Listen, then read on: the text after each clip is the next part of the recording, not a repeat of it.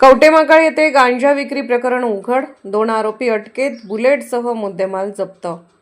कवटेमहाकाळ परिसरात गांजा विक्रीसाठी येणाऱ्या आरोपीवर स्थानिक गुन्हे अन्वेषण शाखेने कारवाई करत 2 जणांना अटक केली असून त्यांच्या ताब्यातून गांजा व बुलेट मोटरसायकल असा मुद्देमाल जप्त करण्यात आला आहे।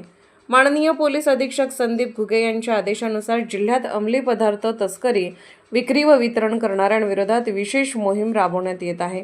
त्या अनुषंगाने स्थानिक गुन्हे अन्वेषण शाखेचे पोलीस निरीक्षक संजीव झाडे यांच्या मार्गदर्शनाखाली सहाय्यक पोलीस निरीक्षक सिकंदर वर्धन, पोलीस उपनिरीक्षक महादेव पवार व त्यांच्या पथकाला अशा गुन्हेगारांची माहिती काढून कारवाई करण्याच्या सूचना देण्यात आल्या होत्या। दिनांक 4 फेब्रुवारी 2026 रोजी पथकातील police head constable Amol Aidale, Somnath Gunde व पोलीस कॉन्स्टेबल सुनील जाय यांना बातमीदारामार्फत माहिती मिळाली की इम्रान उस्मान सणदे वय 32 राहणार झुरेवाडी रोड, विजयनगर, कवटेमहाकाळ हा इसम कवटेमहाकाळ व थवडेवाडी रोडवरील स्मशानभूमीजवळ गांजा विक्रीसाठी येणार आहे। मिळालेल्या माहितीनुसार पोलिसांनी त्या ठिकाणी सापळा रचला। काही वेळाने एक इसम बुलेट मोटरसायकलवर येऊन थांबला।